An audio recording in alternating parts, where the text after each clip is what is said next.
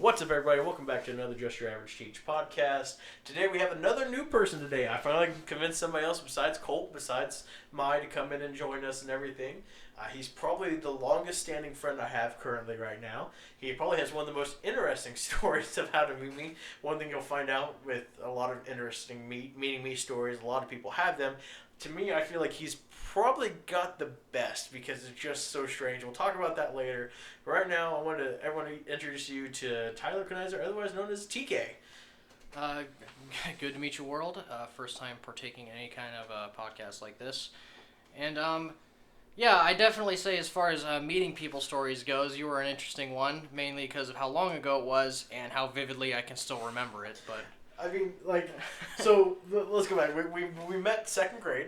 Yes. Was it beginning of second grade year, or was it kind of towards the middle? Do you remember? I want to say it was in the middle, because in the second grade, I moved into a state I'd never been in before, and I was having a little trouble making friends as a little kid. And TJ was my first friend I ever made who stayed my friend. And the reason he says it's an interesting story, we actually, we met in a lunchroom. And I was sitting next to an individual who I just watched eat 6 to 7 helpings of mac and cheese. I'm not sure if he tasted it the way it was going down, to be honest. And it wasn't those small portions either. It was like, if you guys remember, like the lunch area, you had that long rectangle portion, like where your pizza and everything went in. They were filling it up with mac and cheese on that. Like, that's what it was going on. So I had watched him eat probably 6 to 7 helpings, and to which he leaned over to me and said, "Are you going to eat that?" gesturing at mine. At this point, out of curiosity, I was just kind of said, "Okay, you can have it." To which he promptly ate mine. He turned around, immediately vomited, and then I escorted him to the nurse's station, which is just our average woman who knew how to apply a Band-Aid, I suppose. Yep. But it was the start of a beautiful friendship, really. And it went from there. We've done, God, that was over a decade ago, which is the crazy part to think about. God, we were 8 then? We're a decade and a half now? So, yeah, 7, 8 years Decade and a old half? I mean, but yeah, like that's probably the most interesting, and I'm sure you can still picture me just scarfing down all that macaroni. I think there were peaches and peas there that day and everything. I don't know what I was thinking. Maybe that's why I got the resident Chunky Daddy nickname, is because of my love for food. I mean, it comes from a lot of things, a lot of different stories throughout the time. Yeah. We created our own language based off of the word mayonnaise. Oh my God, I completely forgot about that for the longest of times.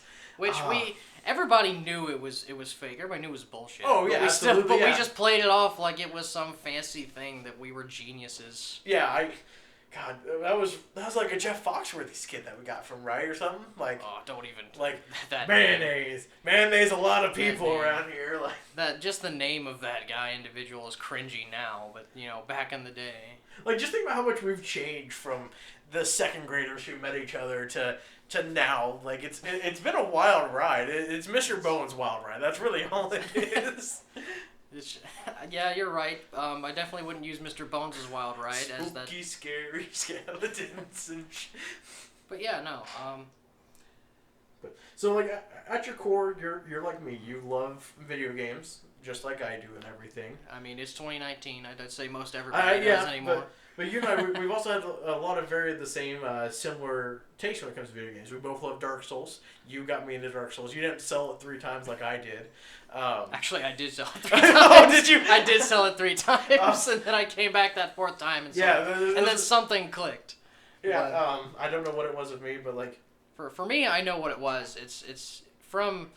probably middle school and on, it was my love of just like darker themed literature. Mm-hmm. I remember in college, I had one college class where my whole grade was 4 term papers, and all 4 term papers I did The Telltale Heart by Edgar Allan Poe, and the teacher let me get away with it. So once I got to a certain part in Dark Souls storyline, then it kind of sucked me in, and I had to know how it ended, really. Yeah.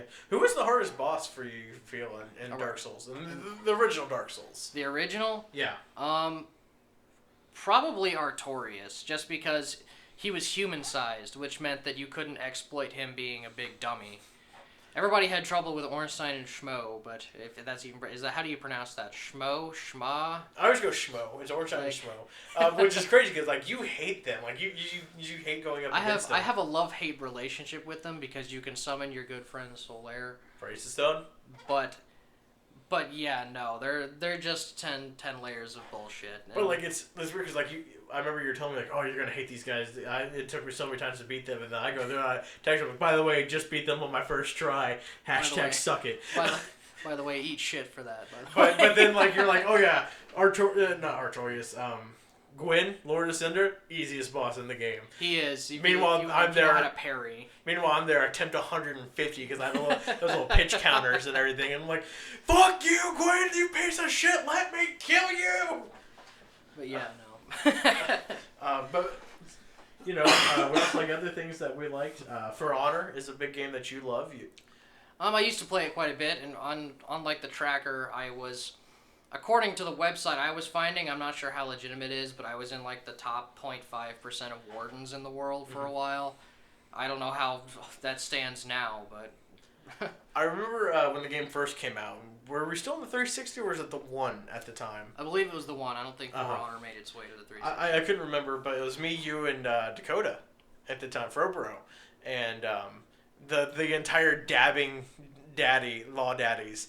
that day one edition of just us like go around dabbing on these poor unfortunate souls, which I still dab on them. And there was nothing better to do on that peer-to-peer connection version of the game just that existed back in the day. You know, but then like we also played other games. We played a lot of Civilization with each other and everything. Like, I mean, you're like me. You really like having a nice wide variety of games to play. I like wide variety, but if you thinking about, I mean, excluding For Honor, most of the games we play are things that really require a bit of thought process. There's nothing I dislike more than, like, I'll use Call of Duty as an example, and I'm sure that some people will completely disagree with me, and that's fine. And that's fine if you like Call of Duty. It's just not my cup of tea. But the idea of just looking, aiming, who can fire faster isn't really fun to me. Like, I want to think about what's going on and what's happening. I love turn-based games. I love real-time strategies. Dark Souls is an exception just because the storyline of the Dark Souls and Bloodborne and Sekiro, most of the time they make you think about what's going on, and they mostly just make you feel horrible about your actions, but it's cool. I eat that spooky stuff up like nothing. Well, and you know, like you're not a big fan of Call of Duty, but I think you relatively enjoy Rainbow Six Siege because there is that bit of strategy element to it. You need that co-work. Well, yeah, it's 5 versus 5, and it's permadeath per the round. It feels more like there's a sense of strategy to what you're doing when you don't get to immediately respawn and just go looking for the next thing with a pulse to fire at. And those headshots are just fucking bullshit. Looking at you, Ash. Well, she's the only exception there. I think they're working on fixing that. Minus, I think that recently they had the glitch with putting like a shield over you. Oh, dude, that was so bad, man. It was so. Have they even gotten Clash back into the game? Yep, Clash is back in the game. I was able to play her not too long ago. So happy. Did you hear about the new game mode they have out right now? What, the cowboy thing? Yeah, the Old West Showdown and everything. I've heard about it, but I haven't seen it. It's a lot. I'll have to show you unless I'm firing a lever action rifle, I'm probably not. You only get the French revolver and everything. Oh, good to know. Yeah, you get that, and you get the Boss G and everything, and like that's all you run around with, and your screen's like tinted gray and everything, and like they have one of the cool Easter eggs I saw online, and I had to go check out for myself is they have Jaeger's tombstone and everything, and said he worried about grenades too much. And then like someone like photoshopped an image of they had that tombstone, then right next to it was an ACOG tombstone right next to it. I mean, it's just the internet will always remain undefeated with its memes, especially the Rainbow Six Siege community, with making fun of Jaeger and not having an ACOG. Toxic as they are. Yeah, as toxic as the Rainbow Six Siege community, I love it so much. I wouldn't trade it for anything. We had a pretty formidable. Like we used to play that quite a bit. We had a really good teamwork there for a while. Like you'd just be Monty, I'd be Monty. You'd be peeking around, me going one way or the other. Like. That was back in the college days when less responsibilities were around. Absolutely. Adulthood has definitely bit our schedules apart a bit, but it's good to be able to still hop in every now and again. Oh, absolutely. I still love it. 2 nights ago we played a lot of For Honor for like probably 2 or 3 hours. Yeah, and we don't get to do that very often, but it's nice to be able to just be able to play with friends every once in a while. Yeah, absolutely. That's kind of my big thing with multiplayer games anymore is that as soon as it starts becoming too competitive to the point that it's not a game anymore, it's a chore, you should stop playing because that's kind of when you start to get angry, when you start to become a very heated person about it. Yeah. I learned that about myself, and I feel like it kind of reflects on a lot of other people too, that you just need to kind of back away from it when it stops being fun, you know? Yeah, and I'd say that's pretty well said right there. So let's go back and let's talk about more about kind of like our childhood and growing up with each other and everything. One thing I definitely want to talk about, and I know Wade mentioned it earlier, and just kind of clicked in my head here.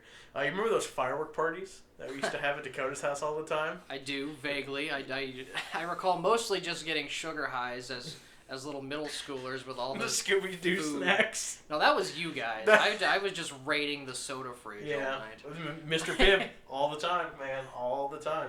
I vaguely remember. Remember the Sabre Fuck? Yes, I do. I was just getting ready to bring that up. I remember Sabre Fuck brought to us by our good friend Michael, Michael is he's a very large and strong individual with a very strong background in explosives that nobody knew where it came from.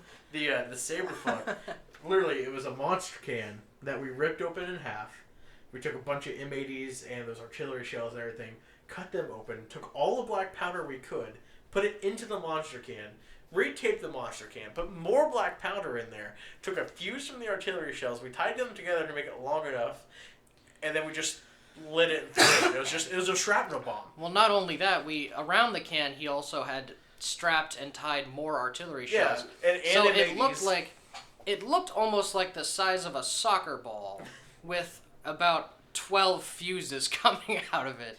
So he would light it, and we would all be back at a safe distance because we weren't Michael and all of his indestructible majesty. And we would watch him light it and then run as fast as he can, screaming every curse word in the book. Because he knew that he was a mere few steps away from life or death in that situation. Man, I love looking back. There were like Roman candle wars from the trampoline and everything.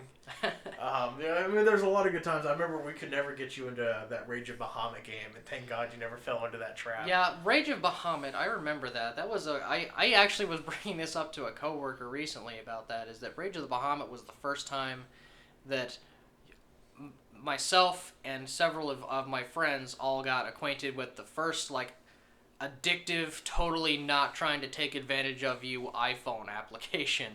And I once watched Dakota spend, I think it was like $100 or more on it, and I think I watched you spend about 50 or 60. Yeah, it was bad. We bought a lot of that holy powder that got you to summon more people, and then you can fuse your monster, make them stronger. And if this sounds familiar, don't worry if you're missing out. It's just like every other current card game in the iPhone market. It was just the origins of when it first started coming around. It was new. But then, like, from card games, we did eventually go and play Magic the Gathering. We did. I did pick up Magic the Gathering, but I actually picked that up in my time in the military.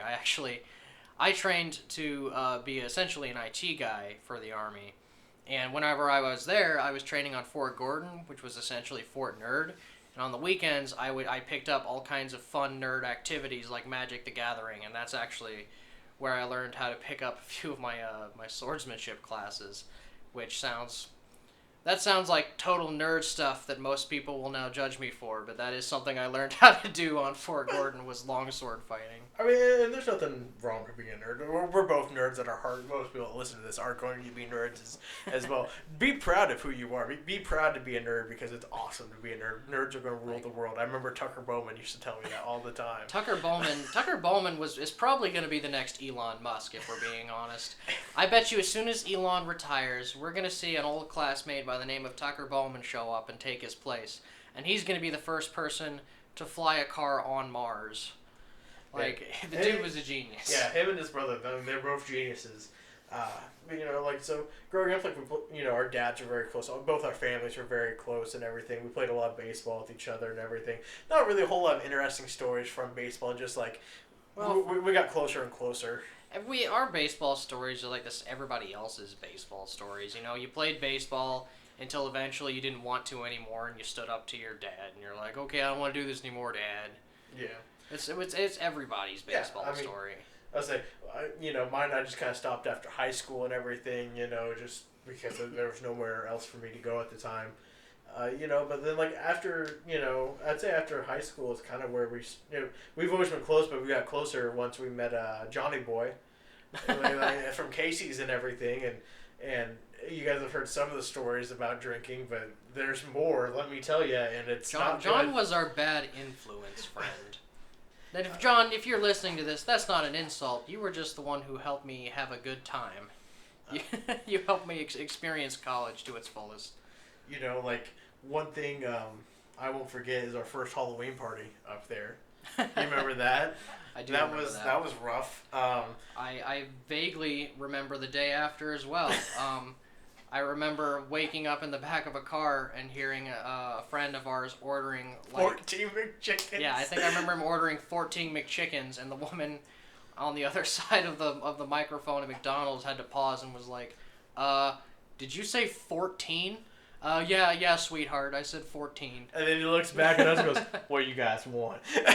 And we're like, yeah, dude, McChicken sound good. He goes, yeah, make it 18 McChickens, sweetheart. I'm glad you guys could talk for me, because I was in a position I wasn't even capable of we were all creating hurting. sound. So I'll kind of do what I remember of that night. I'll leave out a few details because my parents listen to this and I don't want them to know everything. But, like, we went up there with John, and he lived about 2 hours away from here. I won't name names of places just because let's not do that. That's weird. But so we drove up there, which was a fun time driving up there in the first place. And then, because we just literally jammed to music. I think the big thing is we listened to Kendrick Lamar's Swimming Pools, just yelling drank the entire time. And so we get there, and the party is already hopping. And we get there, and I've got 2 things in Malibu. And it was a Halloween themed party. And you went as McCree. I did. That was whenever I was first picking up Overwatch, and so I, in the most cringe-worthy fashion, was McCree. But I was also just basically any generic cowboy I wanted me to be. I didn't care at that point. We have the Natty King. He was that one. That was actually our creative costume we put together. Johnny Boy was he was the Big Lebowski. Yeah, he was the Big Lebowski, a.k.a. he's the guy who didn't want to wear a costume. He just wore a sweater. And then I went as Wolf of Wall Street version of Jonah Hill, because the way Johnny Boy always described me to his friends up north was he's like Jonah Hill, but skinnier and funnier. And so I went as Wolf of Wall Street. I had like Tic Tacs and like, hey, anybody want some fucking Quaads, And so I remember we just started drinking immediately. And you were talking to Ghost Girl over there, and then like you just like. Oh right, like, I remember that. I don't remember seeing you for the rest of the night. I just remember like looking over. Yeah, he's still talking to her over there. Her and her boyfriend over there, like. I don't know. They were pretty cool people. Yeah. I learned through their actions that I am horrible at darts, because they kicked my ass over and over again at it. But. And then I think the last thing I remember seeing you from, before we got really fucked up, was like I was playing foosball with that one girl who like said I couldn't do shots, like Jello shots or anything. I do remember that. I also remember watching you take like 8 Jello shots through a toy syringe, and I remember vaguely thinking, John and I are going to have to carry his ass inside. And I was still good. Yeah, no, you pulled through. But I remember me, you, and the Natty King. We all locked arms and we went out to go pee and everything.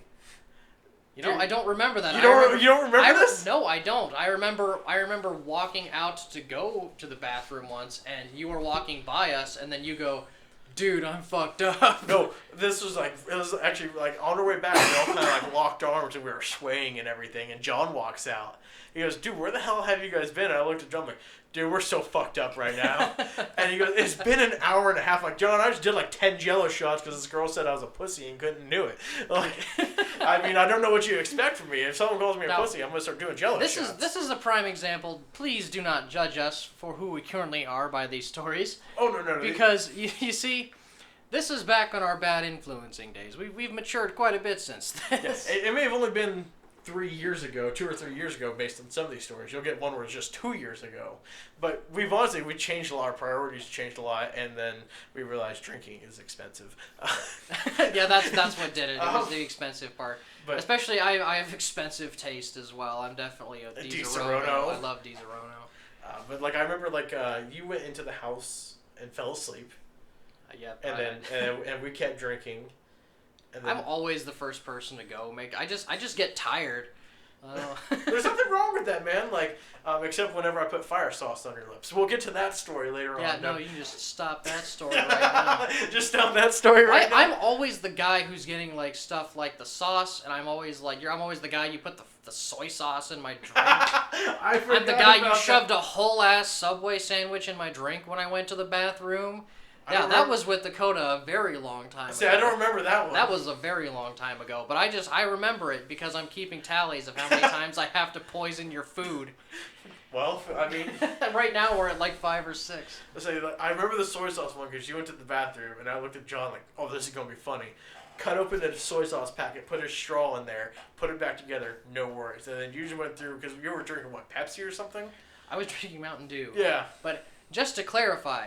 He made it sound like he might have like just dumped some sauce in there. No, I put the straw in the packet. He put the straw in the packet and then gently, if I can speak the English language, he gently placed the packet with the straw sticking out of it into my cup, so that next time I took a drink, it was 100% soy sauce. Nothing but the sauce. And I vaguely remember spitting probably like 5 or 6 ounces of fluid onto the floor and table next to us, and then we all just looked at each other and said, "We gotta get out of here." Because I remember we were actually just stopping to go and visit a friend near St. Louis. Yeah. Oh man, that was probably one of my favorite moments.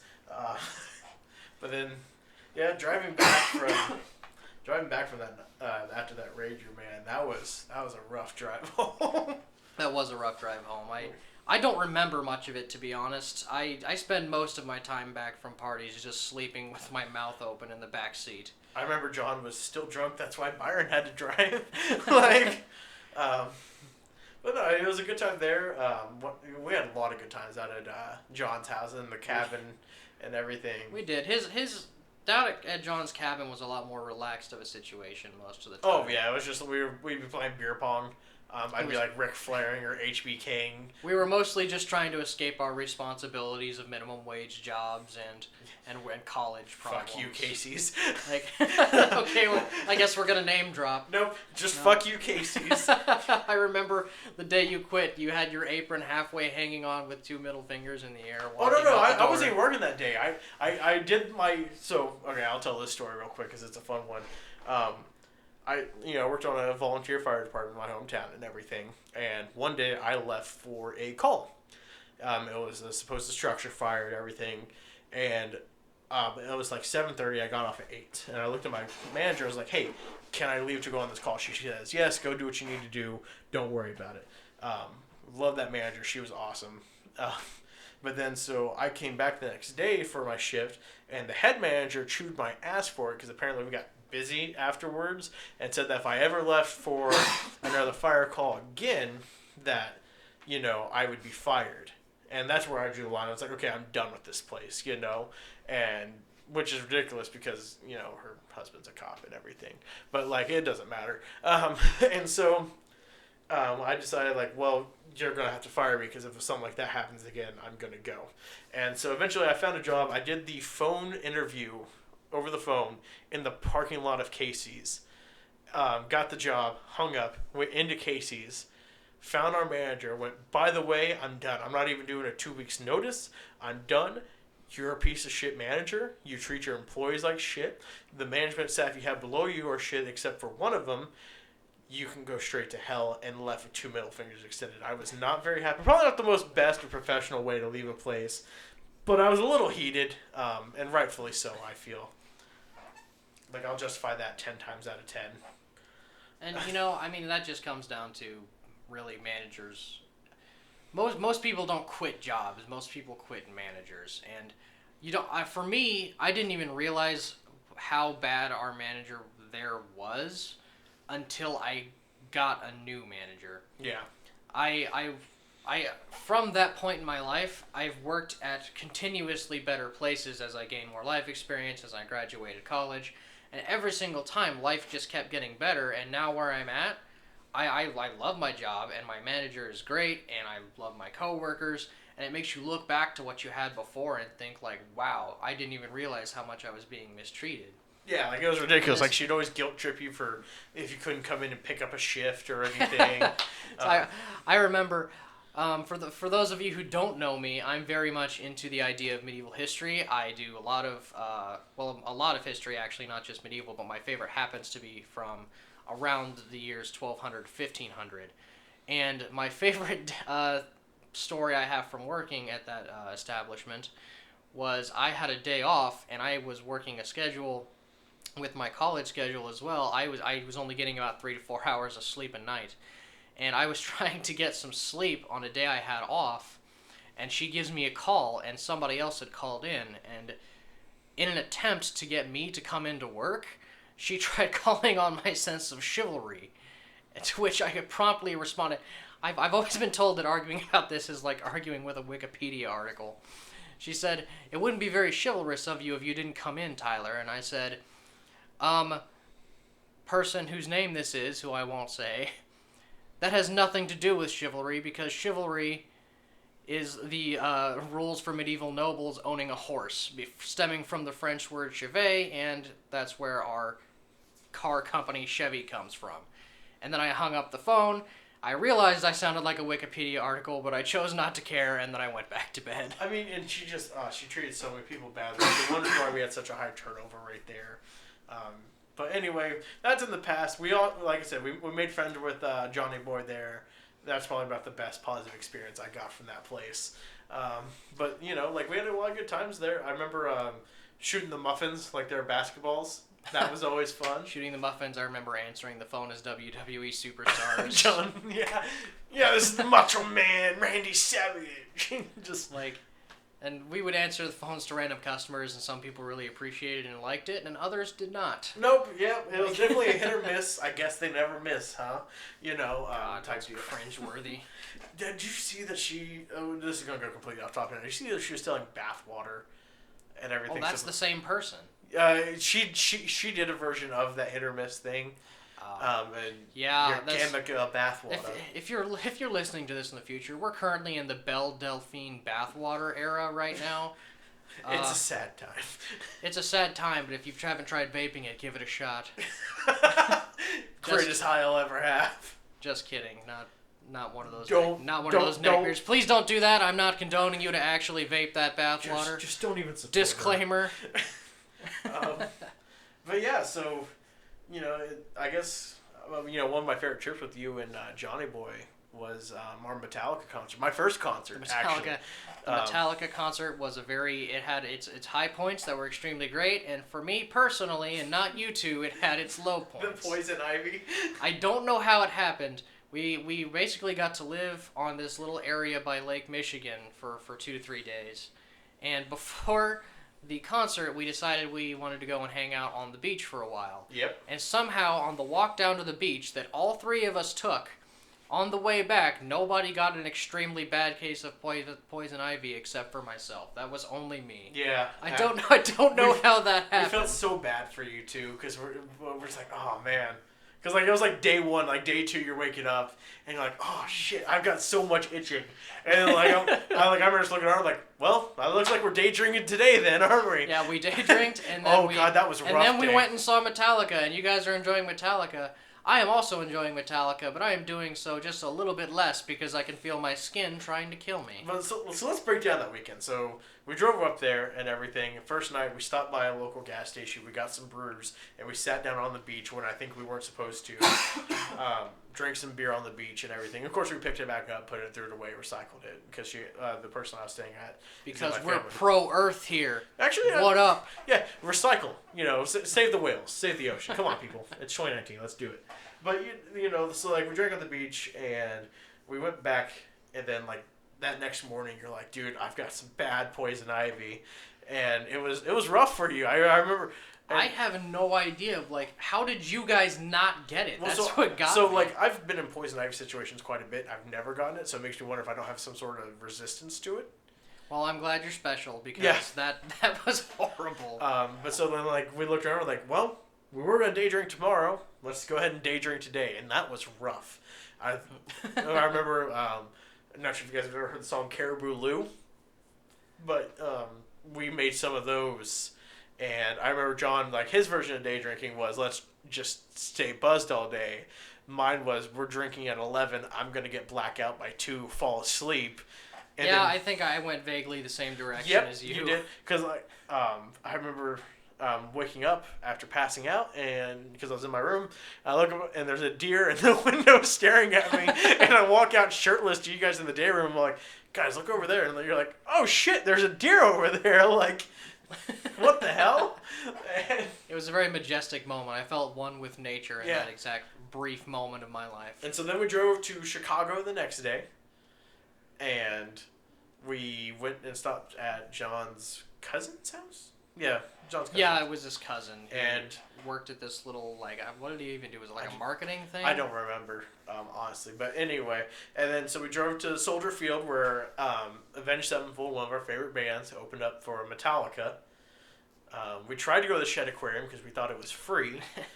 It was $35 to get into the Shed Aquarium, which was ridiculous. Well, I don't know. You gotta feed those big animals somehow. Yeah, but I mean, come on. Like, at that point, no, I ain't paying that. And so, but like, Avenged Sevenfold was awesome. Which was funny because I think Tej and I were the only people who wanted to see Avenged Sevenfold. Like, they said, like, who's hyped for Avenged Sevenfold? And it was like just us, like, hey, it's us over here. Just us two.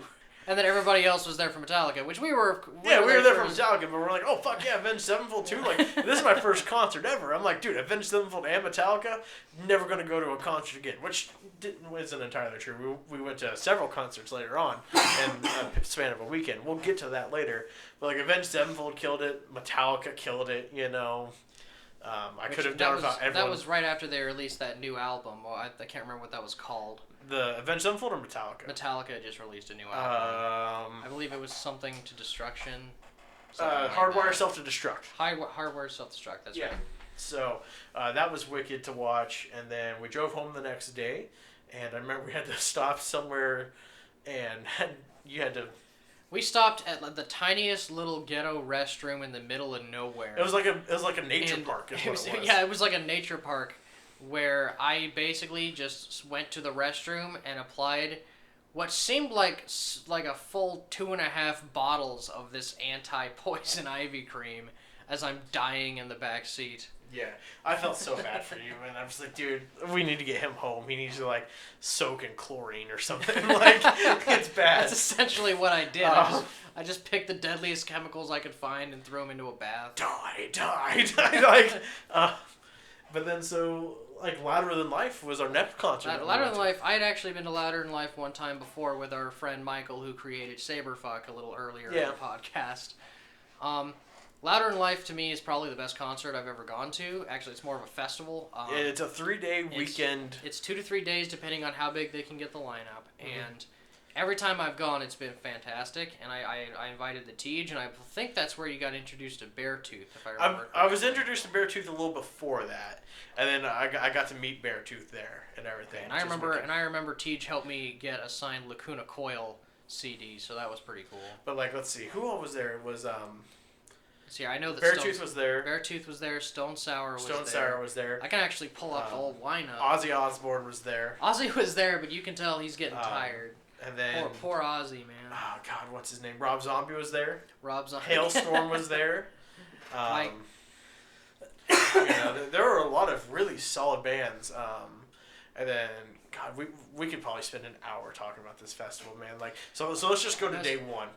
Like, when we pulled in, they had to check our cars and everything and make sure that, you know, we didn't have any bombs or anything on us. And let me tell you, I actually was fearful that there might have been bombs because the way that they checked the car was so lackluster.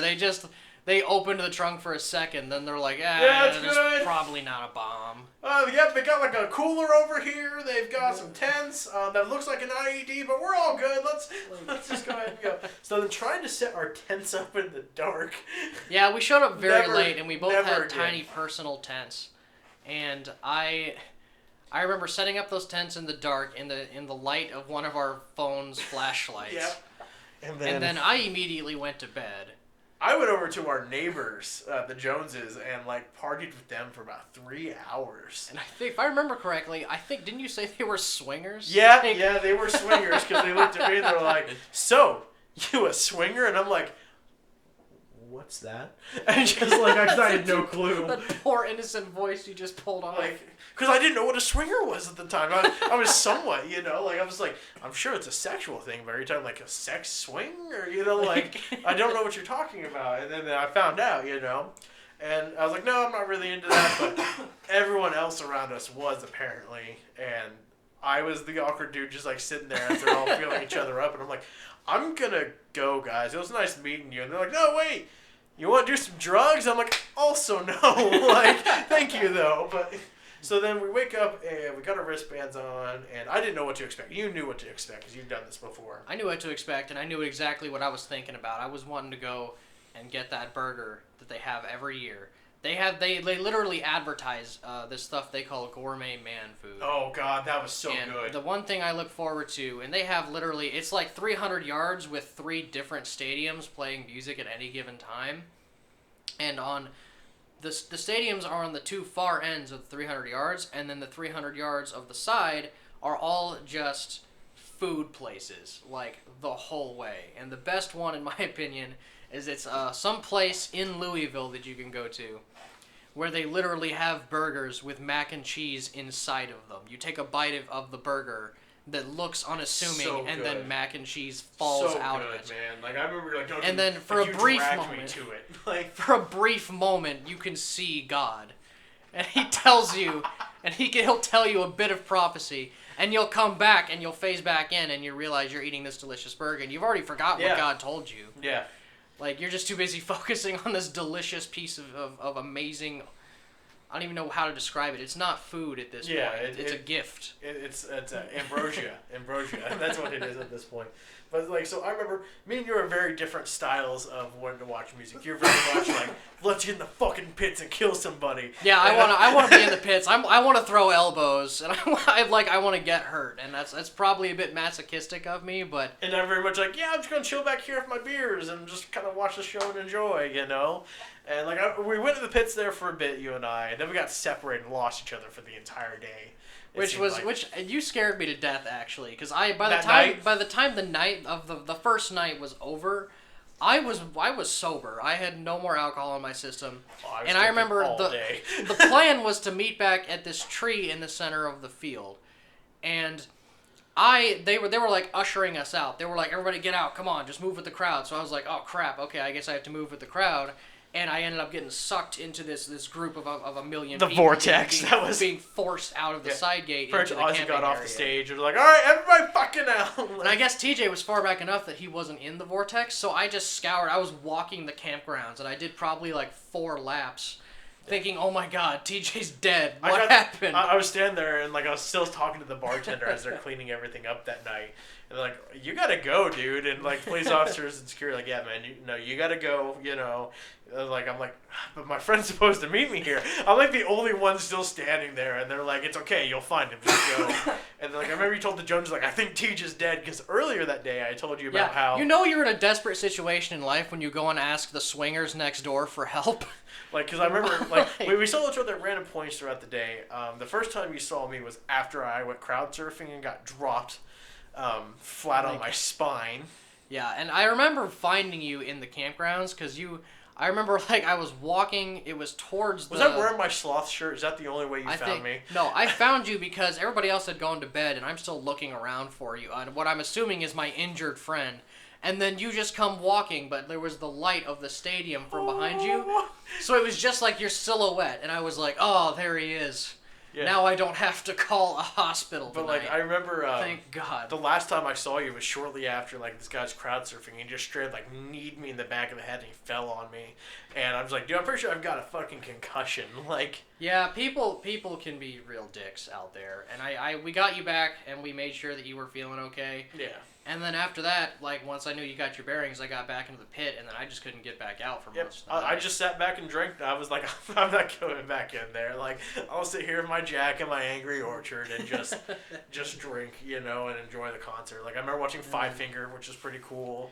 And then I remember day 2, we pretty much stuck together the whole time. Yeah, that's when like Beartooth played. I saw them play, and then I got to go meet them. I got you the CD signed and everything. Yeah, we got Stone the Sour CD played. signed. Stone Sour was interesting because it wasn't really a pit until Stone Sour arrived, and then you just felt like people push into the back of you, and you just got shoved into a pit. Like the hype for Stone Sour was kind of there. And then when they arrived, it became a pit. So all of a sudden, you were just in the pit again. You couldn't get out. You ready for a hot take here that you might not agree with? What's that? Stone Sour is better than Slipknot. I mean, to each their own. Yeah. I enjoy Slipknot.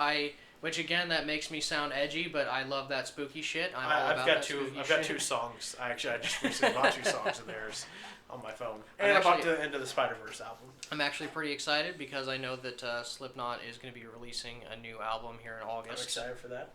They just released one new song from it, Unsainted, which is pretty good. One of the songs I bought. Like, it's again Slipknot for those of you who aren't into it. I promise you that I'm not actually like a psycho crazy murderer. I just enjoy angry music. He is. Don't let him fool you. Yeah, no, whatever you want to believe, man. Your harmless friend working in IT for a corporation is a psycho murderer. I mean, it could be worse.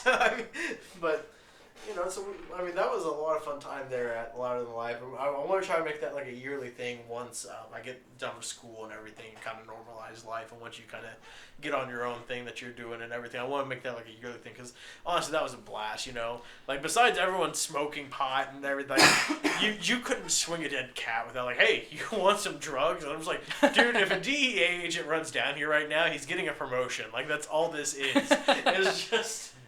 He's not getting a promotion. He's gonna run back to his officer or whatever, his manager, and be like, "Hey, there's drugs at a concert," and then they're gonna be like, "Great find, Charles! Wow!" In other words, the sky's fucking blue. Like, but I mean, it was a lot of fun. I remember like walking around the campground that first night, and seeing like all the flags and the banners and everything flying. Like that was like height of Game of Thrones insanity too. And to me, I think the thing that makes something of that scale fun is it's a sense of community when you're surrounded by literally, I think the number was it like 80,000 people? Oh, it was something crazy. Like whenever you're surrounded by 80,000 like-minded people, it's a bit more fun than being in like when you're at home, you know, you're running into new people who do different things and think differently, but being surrounded by nothing but like-minded individuals is a more comfortable place to be. Yeah. It's a bit more relaxed whenever you know that you have something you can relate with everybody there, if that makes sense. Yeah. So I know on the last episode I talked with Mai about the Pokemon and everything. But so like, give me your starting 6 of Pokemon, like your all-time favorite starting 6. So you are just now getting into Pokemon, and I am just now getting into like official competitive stuff. And it kind of sucks whenever you get into competitive because you kind of learn that the Pokemon you liked kind of suck. And then you have to start adjusting. I will live and die by my Alakazam. Alakazam, he's actually still pretty good. Like, I don't even have a starting 6. The way I play competitive is 4s. So my 4 is I always lead with an Empoleon and a Dusk Noir.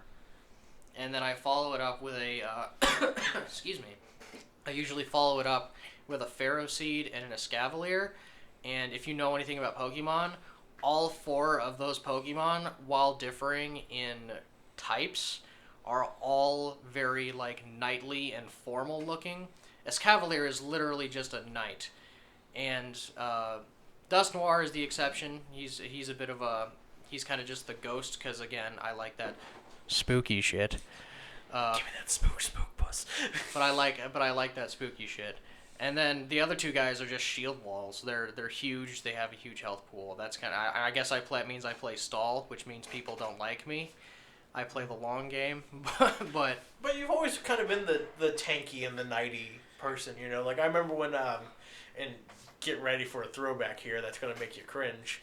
Remember when ESO was even in the talks and like the Meridian Dawn and everything, or the Knights of Meridia? It was the Knights of Dawn. Knights of Dawn, yeah. ESO, while I do enjoy ESO, when he says it's cringy because just before it was released, we had created an online guild. With high school members, and it was big. It was like 20, 30 people. Yeah, we got 20, 30 people. It's pretty good for a guild, but we named it the Knights of Dawn, and we got way too serious about it.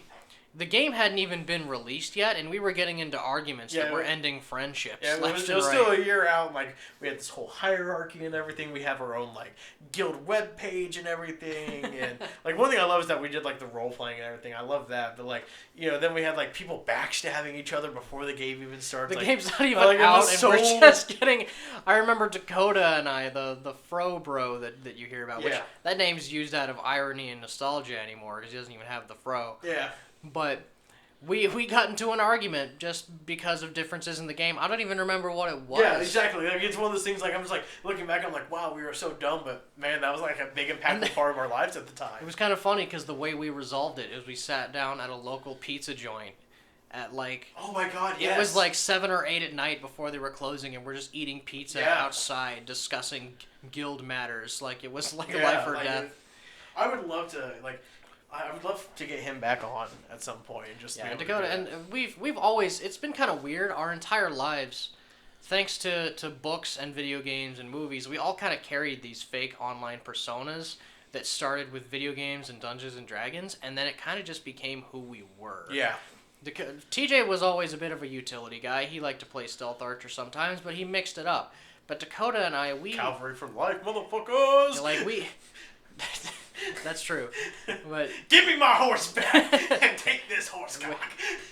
But Dakota and I, we carried these. For Dakota and I, it started at Dragon Age, and he was like, "Oh, I'll play the mage side, and you play the Templar side, and then we'll just like kill share, each other." And then we'll just share our opinions on the sides, and then we'll see who's actually right.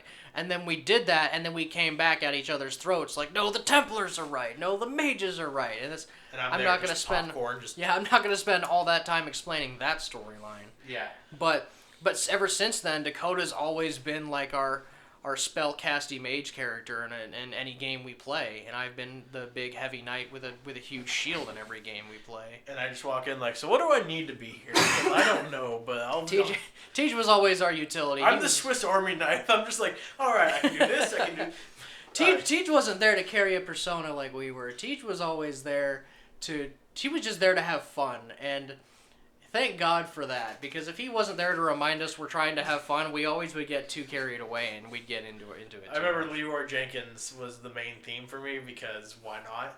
Like, I would be like a stealthy archer, I'd be like charging up my boat like, Leroy! And this, Leroy Jenkins being the OG meme, like the very first, looking back, like it's obviously staged and that sort of thing. Still love it though. I mean, it's still the best strategy known to man.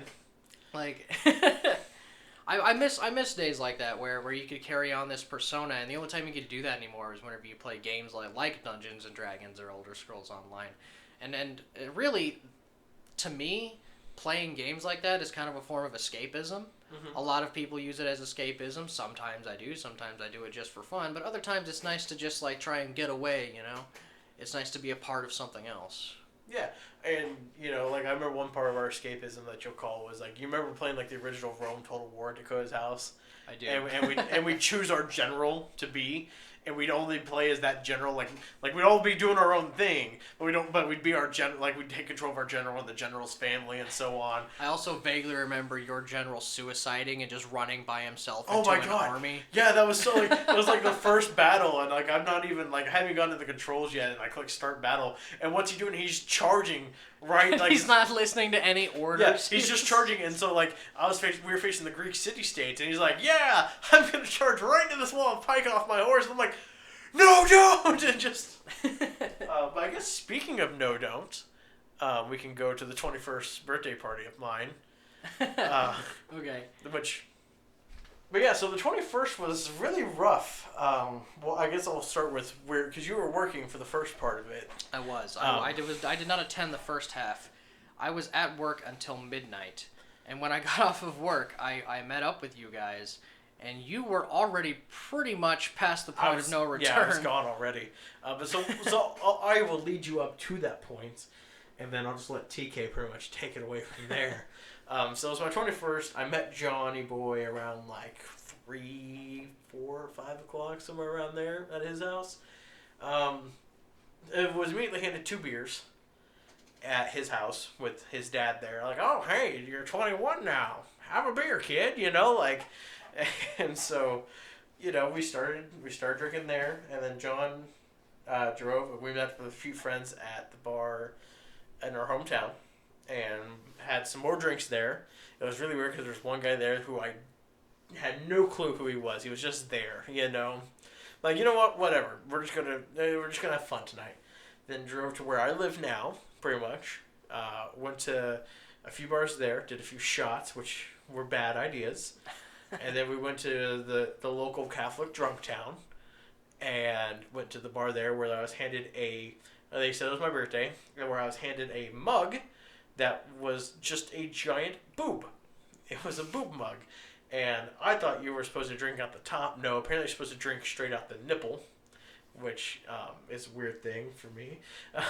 And then so the guy that was there who I didn't even know stole the boob mug from that place. Yeah, he just straight up stole it because he's like, oh, dude, you should take that. I'm like, no, I'm not going to take it. It's from, you know, like, this is probably like a thing for them. And then it was stolen. He stole it that night. And then so we met you in Greenup where I was pretty much already hammered, but I had already bought me some Captain Morgan white rum and a bottle of Jack. And at that point, I knew I wasn't going to get that far, and I knew that I was going to be the responsible one that night. I remember that we all met up, and then we went back to John's cabin, as we usually did. And really, beyond that point, we just did what most people do at parties. We played cards, we did the usual, like, beer pong kind of things. Cards Against Humanity. We did play Cards Against Humanity. Cards Against Humanity was a weird one, because the things that TJ and I found funny were far different than what anybody else found funny. Because it was always... True. It was always, like, nerd culture stuff that nobody else got, but we were, like, we were rolling. Like, I think it was, like, one of the things that had us both, like, laughing our asses off was, like, $1 million plus being a motherfucking wizard equals the Pope. Yeah. And we thought that was a riot, but great. Nobody else thought it was even remotely funny. Like... Yeah. They were wrong. Let's just leave it at that. But there was one point in the night where I was like, okay, well, I should probably try and prevent TJ from getting alcohol poisoning, because I think he's blacked out. I'd already finished my white rum. And the reason I knew that was because he told John to pour him a drink. And John, he took a glass that was like a full-size glass, not like a whiskey drinking glass, but like something you get like a tall sweet tea in. And he filled that thing up with 100% vodka. TJ was down to drink it, but I, trying to be the responsible friend, told him no. Like, I don't remember. I was not smart enough, however, to remove it from the table. I remember I was taking my turn in Cards Against Humanity. TJ, kind of like a toddler who was told not to drink from a bottle, grabs the glass with both hands and proceeds to absolutely slam the drink. Screaming, TJ, no! TJ, no! He puts the drink down. And that full sweet tea glass of vodka was now down to a quarter glass. And I said, oh my God, I'm not taking you to a hospital tonight. And then I remember, I think I looked at you and said, I'm about to go get sick. Went upstairs, threw up on myself in John's bathtub. His mom gave me a water and a towel. Like, so one thing you need to know is when I get drunk, first thing off, my shirt. It's gone. Like don't even know why he brings it. Like you'll just be like, oh, look, TJ shirtless. You'll turn your head to go talk to somebody, and all of a sudden there I am shirtless rubbing my man boobs, and you're like, yep, yeah, he's drunk now, you know? Like, we've officially crossed the line, yeah. We've crossed the line. TJ is no longer sober. And sometimes I'd just be prepared and just already take off my shirt as I'm taking that first drink, you know? And, yeah. So, and then I came back downstairs, and you're like, okay, maybe you should stop. And then I remember this much. You guys went upstairs, and I poured me 75% Southern Comfort and 25% Coke. And you looked at me like, that Coke? I'm like, Yeah, it's Coke. And I vaguely remember everybody going to bed, and then I decided to go upstairs to watch some TV because I just wasn't tired yet. And I remember TJ doing his best, just crawling on the ground. Please take me with you, he said as he did his best to try and stumble to his knees. I crawled up the stairs though like a champ. Like, there was no stopping me. I got up there, I was like, ugh. And then I got up there and passed out on the couch and woke up to Jackson licking my face in the morning. Jackson is a dog, by the way. Yeah, I probably should specify that. Yeah, Jack is a dog. But the best dog. I actually voted for him for president.